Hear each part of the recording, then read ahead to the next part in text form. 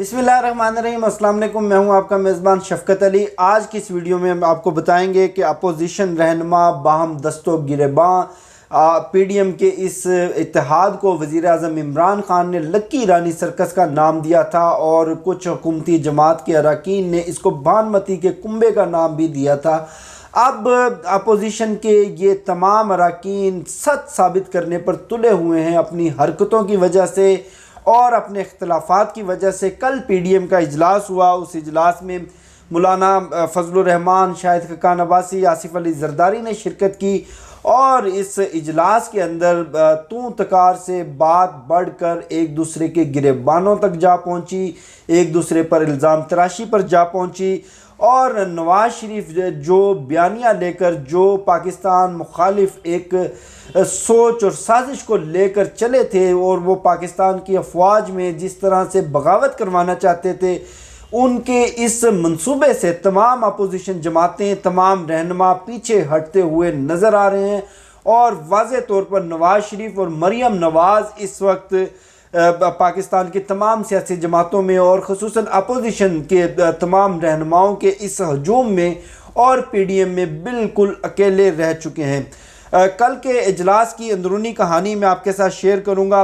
Pakistan peoples party, कौमी वतन party और ANP ने खुल्ला मुखालफत की, शदीद मुखालफत की इन जलसे जुलूसों के अंदर पाकिस्तान के मुसल्लह अफवाज के सरबराहान और DGISI का नाम लेने पर। और उनका ये कहना था कि आर्मी चीफ और DGISI का जो नवाज शरीफ ने नाम दिया है ये एक बड़ा गलत ट्रेंड है और इस ट्रेंड से ना सिर्फ अपोजिशन इत्तेहाद को नुकसान होगा, जमहूरियत को नुकसान होगा, पाकिस्तान की रियासत को नुकसान होगा, बल्कि हमारे इस अज़म और इस मिशन को भी नुकसान होगा।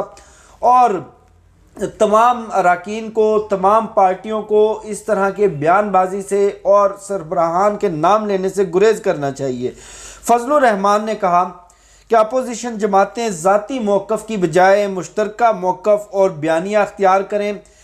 यानी उनका ये कहना था कि एक मुश्तरका मौक़िफ़ होना चाहिए। जो मियाँ मोहम्मद नवाज शरीफ जो कि इस वक्त भगोड़े हैं, अदालतों से इश्तिहारी हैं, पाकिस्तान से फ़रार होकर लंदन में बैठे हुए हैं, उन्होंने पाकिस्तान की मुसल्लह अफवाज के सरबराह जनरल कमर जावेद बाजवा और DGISI के ऊपर जो इल्ज़ाम लगाया कि उन्होंने 2018 के इलेक्शन में मेरा मैंडेट चुराया, वो इस मंसूबे का हिस्सा थे जिसमें मुझे हुकूमत से अलग किया गया। मौलाना फजलुर रहमान भी अब उनके इस मौक़िफ़ से पीछे हटते हुए नज़र आ रहे हैं और इस इजलास के अंदर नवाज शरीफ ने अपनी सफाई दी। उनका ये कहना था कि जनरल कमर जावेद बाजवा और DGISI का नाम लेना ये मेरा ज़ाती फ़ैसला था और ज़ाती फ़ैसले के बाद शाहिद खाकान अब्बासी ने मज़ीद बात आगे बढ़ाते हुए कहा कि अब अपोजिशन जमातों के पास नवाज शरीफ के बयानिए के अलावा और कोई दूसरा बयानिया नहीं और इस बयानिए से अपोजिशन जमात का कोई भी रहनुमा, PDM का कोई भी रहनुमा राह फरार अख्तियार नहीं कर सकता। पीपल्स पार्टी के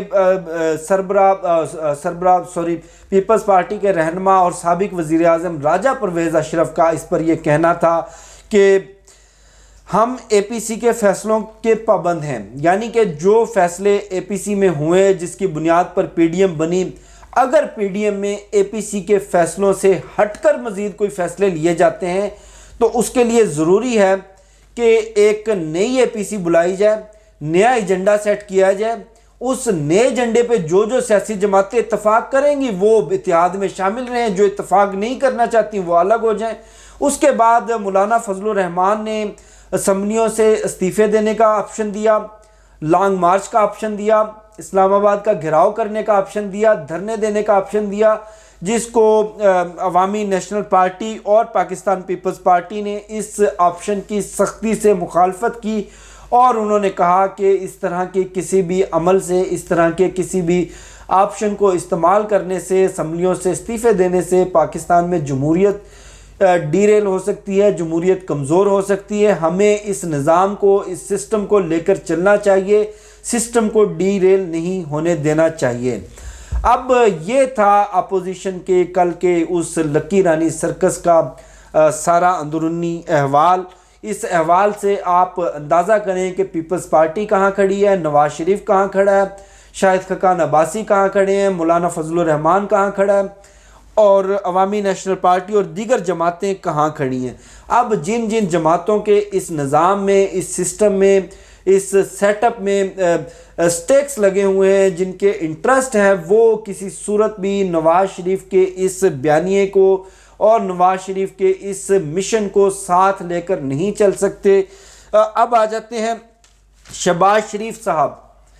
मैंने एक धेले की करप्शन भी नहीं की और बड़े उन्होंने दावे किए, बड़े बड़े ऐलानात किए कि मेरे ऊपर एक धेले की करप्शन भी साबित कर दें, मुझे उल्टा लटका देना, मुझे सड़कों पर घसीटना, मेरी सियासत का खात्मा हो जाएगा, मुझे ज़िंदा दफन कर देना, मुझे खंबे से लटका देना, इस तरह की बातें वो बारहा करते रहे हैं और बड़ी मक्कारी के साथ और बड़े शातराना अंदाज से कस्में भी उठाते रहे कि अल्लाह को हाजिर नाजिर जानकर कहता हूँ, मैं हलफ उठाकर कहता हूँ कि मैंने एक धेले की करप्शन भी नहीं की।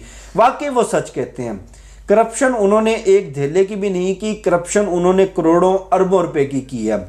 आज एक और वादा माफ गुआ सामने आ चुका है। मैं बात कर रहा हूँ मुश्ताक चीनी की। मुश्ताक चीनी आपने 12 न्यूज़ में सुना होगा, किस तरह इनके लिए मनी लॉन्ड्रिंग करता रहा, किस तरह इनके लिए करप्शन करता रहा, किस तरह इनके लिए बेनामी जायदादें बनाता रहा, किस तरह इनके लिए टीटीज़ लगवाता रहा और उन टीटीज़ के पैसों से इन्होंने किस तरह से अपने असासे बनवाए। अब आज मुश्ताक चीनी ने अपना जो वादा माफ गुआ का जो एक बयान होता है मजिस्ट्रेट के सामने वो रिकॉर्ड करवा दिया है। उस बयान के मुताबिक उन्होंने सलमान, शहबाज और शहबाज शरीफ के लिए 60 करोड़ रुपए की टीटीज़ उन्होंने लगवाई।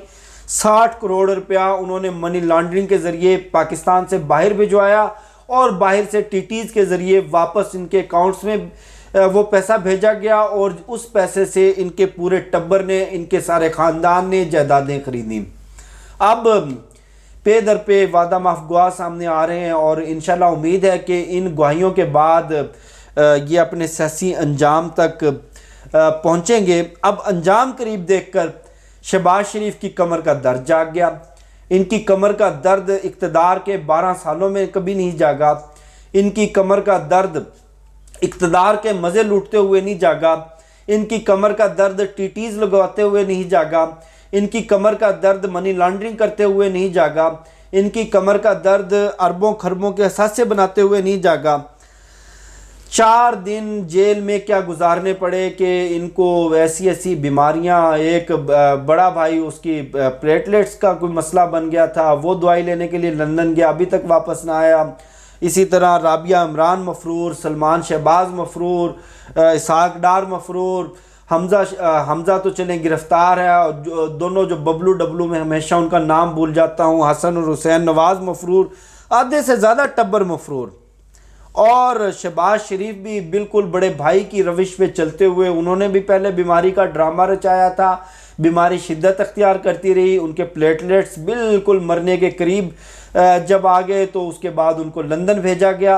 अब शहबाज शरीफ भी अपना अंजाम करीब देखकर बिल्कुल वही बहाने, वही मकारियाँ, वही जो इनके एक पुराना तरीक़ा वारदात है वो लगाकर पाकिस्तान से फ़रार अख्तियार करना चाहता है।